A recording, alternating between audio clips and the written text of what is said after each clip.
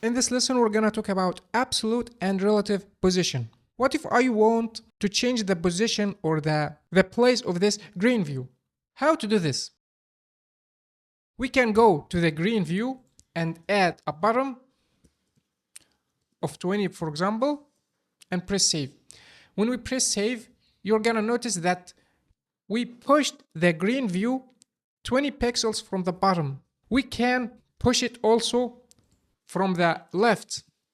Just type left 20 pixels. See what happens? We pushed it 20 pixels from the left too. So we have here a bottom 20 and the left 20. We can change this bottom and make it top. Now if you can see, we pushed it 20 pixels at the top and 20 in the left. Okay, but the other views, the tomato view and the gold view, the places of them didn't change. Why they didn't change? Because by default, the position in React Native, this is a position property, is relative. That's the default value in React Native. Any component, the position of it, any view in React Native, the default value of position of it is relative.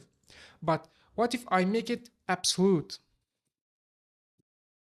Absolute value. When I save the changes, this view is going to the top here and it's gonna take 20 pixels from the top and 20 pixels from the left. And those two views, tomato and gold, their places are gonna change. Let me show you. When I press save, look what happens.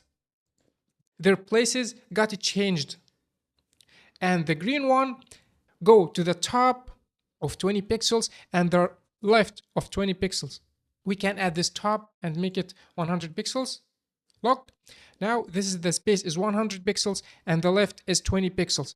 And those two, their places got changed because this is the absolute position. If we return it to relative, only the green one changed by 100 pixels to the top and 20 pixels to the left. But the other two views, there didn't change. They are still in their places. That was about absolute and relative positions in React Native.